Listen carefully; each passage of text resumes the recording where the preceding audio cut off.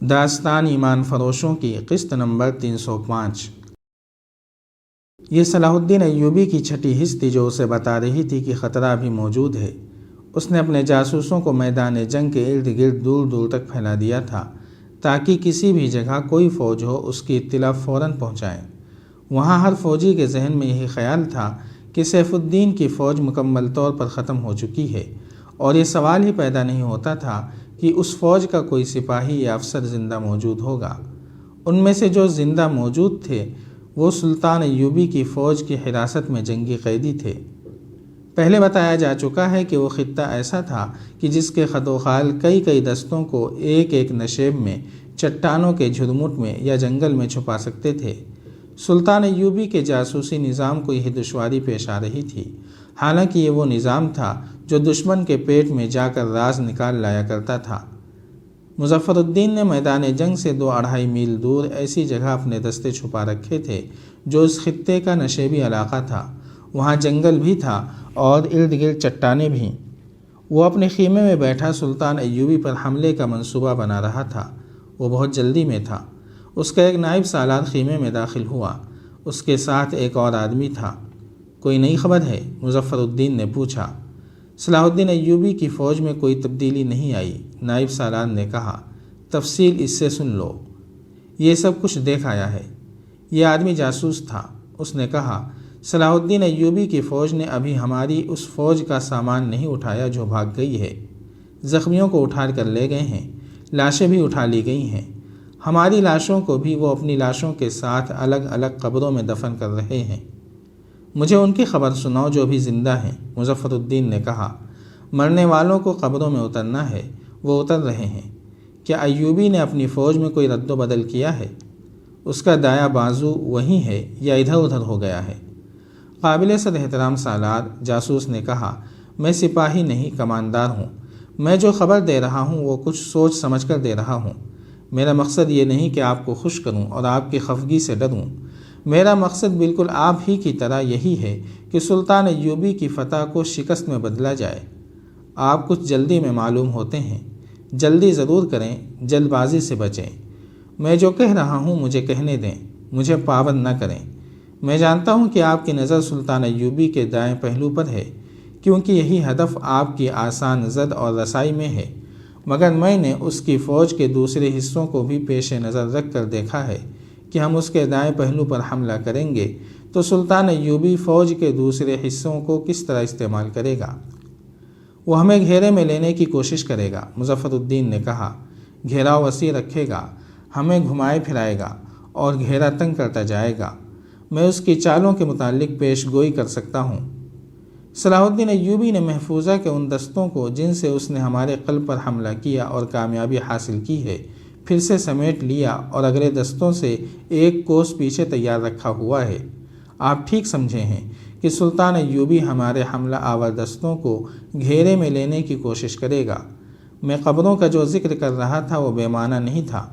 سلطان ایوبی کا دایاں بازو جس جگہ ہے اس سے 1.5 کوس پیچھے ہماری اور ایوبی کی فوج کی لاشوں کے لیے قبریں کھودی گئی ہیں۔ ان کی تعداد 1,500 کے لگ بھگ ہوگی۔ یہ 1,500 گڑھے ہیں۔ آپ قبر کی لمبائی، چوڑائی اور گہرائی سے واقف ہیں۔ آپ ایسی سمت سے حملہ کریں کہ ایوبی کے دستے پیچھے ہٹیں۔ آپ انہیں قبروں کے قریب لے جائیں۔ دست بدست لڑنے کے بجائے تیروں کا اندھا دھند استعمال کریں اور انہیں مجبور کر دیں کہ قبروں پر چلے جائیں۔ آپ تصور کر سکتے ہیں کہ گھوڑے کھلی ہوئی قبروں میں کس طرح گریں گے۔ ان میں سے جن قبروں میں لاشیں اتار کر ان پر ڈھیریاں بنا دی گئی ہیں وہ بھی ان کے لیے رکاوٹ بنیں گی۔ ایوبی کے دائیں بازو کی قوت کتنی اور کس قسم کی ہے؟ مظفر الدین نے پوچھا۔ کم از کم 1,000 سوار اور 1,500 پیادے ہیں، جاسوس کماندار نے جواب دیا۔ یہ دستے تیاری کی حالت میں ہیں، آپ انہیں بے خبری میں نہیں لے سکتے۔ اس نے اس نقشے پر جو مظفر الدین کے آگے پڑا تھا ایک جگہ انگلی رکھ کر کہا، یہ ہے دشمن ایوبی کا دایاں بازو۔ میرے اندازے کے مطابق اس کا پھیلاؤ 800 قدم ہے۔ اس کے سامنے کی زمین گڑھوں والی ہے، نیچی گول گول ٹیکریاں بھی ہیں۔ اس کے دائیں کا علاقہ صاف ہے۔ حملے کے لیے یہ راستہ موزوں نظر آتا ہے، مگر حملہ سامنے سے کیا جائے، دشمن پیچھے ہٹے گا۔ میرا حملہ سامنے کے بیکار راستے سے بھی ہوگا، دائیں جانب کے صاف راستے سے بھی مظفر الدین نے کہا، میں قبروں کے گڑھوں اور ڈھیریوں کو استعمال کروں گا۔ اس نے اپنے نائب سالار سے کہا، کوئی بھی آدمی کہیں بھی نظر آئے اسے پکڑ لو، یہ علاقہ جنگ کی لپیٹ میں آیا ہوا ہے، ادھر سے کوئی مسافر نہیں گزرے گا، ادھر سے وہی گزرے گا جو جاسوس ہوگا۔ دو مسافروں کو شاید معلوم نہیں تھا کہ یہ علاقہ جنگ کی لپیٹ میں آیا ہوا ہے۔ ایک اونٹ پر سوار تھا، وہ بوڑھا تھا، اس کی داڑھی سفید تھی، اونٹ پر کچھ سامان بھی لدا ہوا تھا، دوسرے نے اونٹ کی مہار پکڑ رکھی تھی۔ وہ دونوں دیہاتی لباس میں تھے۔ وہ اس جگہ سے گزر رہے تھے جہاں سے مظفر الدین کے چھپے ہوئے دستے نظر آ رہے تھے۔ ایک فوجی نے انہیں پکارا، وہ نہ رکے، ان کی رفتار تیز ہو گئی۔ ایک گھڑ سوار ان کے پیچھے گیا تو وہ رک گئے۔ سوار نے انہیں ساتھ چلنے کو کہا۔ ہم مسافر ہیں، جوان آدمی نے کہا، آپ کا کیا بگاڑا ہے، ہمیں جانے دیں۔ حکم ہے کہ یہاں سے جو گزرے اسے روک لیا جائے، گھڑ سوار نے کہا، اور انہیں اپنے ساتھ لے گیا۔ انہیں ایک خیمے کے سامنے جا کھڑا کیا اور خیمے میں اطلاع دی گئی۔ ایک کماندار باہر آیا۔ اس نے ان سے پوچھا کہ وہ کہاں سے آئے ہیں اور کہاں جا رہے ہیں۔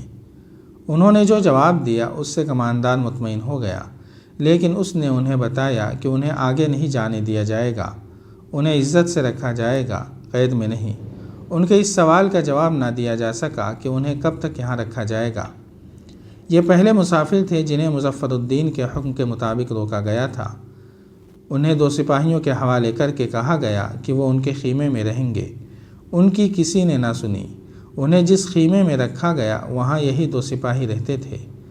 رات کو سپاہی سو گئے۔ سفید ریش بوڑھا جاگ رہا تھا۔ خیمے میں اندھیرا تھا۔ بوڑھے نے خراٹوں سے اندازہ کیا کہ دونوں سپاہی سو گئے ہیں۔ اس نے اپنے ساتھی کو ٹھوکر ماری، دونوں لیٹے لیٹے سرکنے لگے۔ جب خیمے کے دروازے تک پہنچے تو باہر کو سرک گئے۔ باہر خاموشی تھی۔ خیمے سے کچھ دور جا کر بوڑھے نے اپنے ساتھی سے کہا کہ وہ اس سے الگ ہو جائے اور کسی اور سمت سے خیمہ گاہ سے باہر نکلے۔ دونوں الگ ہو گئے۔ ان کی یہ توقع پوری نہ ہوئی کہ وہاں سارا کیمپ سویا ہوا ہوگا۔ سنتری جاگ رہے تھے۔ ایک سنتری نے اندھیرے میں سائے کو حرکت کرتے دیکھا تو اسے بلانے کے بجائے اس کے پیچھے چل پڑا۔ وہ بوڑھا تھا۔ اس نے سنتری کو دیکھ لیا اور کہیں چھپ گیا۔ سنتری آیا، اسے ڈھونڈنے لگا۔ وہاں کچھ سامان پڑا تھا، اس ڈھیر میں کہیں چھپا رہا، پھر اندھیرے کا فائدہ اٹھاتے ہوئے وہاں سے دبے پاؤں نکل گیا۔ بالکل اسی طرح ایک اور سنتری نے اس کے ساتھی کو دیکھ لیا۔ مظفر الدین نے جاسوسوں پر نظر رکھنے اور انہیں پکڑنے کے بڑے ہی سخت احکام دے رکھے تھے۔ اسے معلوم تھا کہ سلطان ایوبی کے جاسوس بہت تیز اور ہوشیار ہیں۔ چنانچہ مظفر الدین نے اس کے جاسوسوں کو پکڑنے کے لیے خاص قسم کی ہدایت دی تھی۔ انہی ہدایات کے مطابق سنتری بوڑھے اور اس کے ساتھی کو پکارتے نہیں تھے، ان کا تعاقب کر رہے تھے۔ بوڑھے کا ساتھی بھی چھپ گیا۔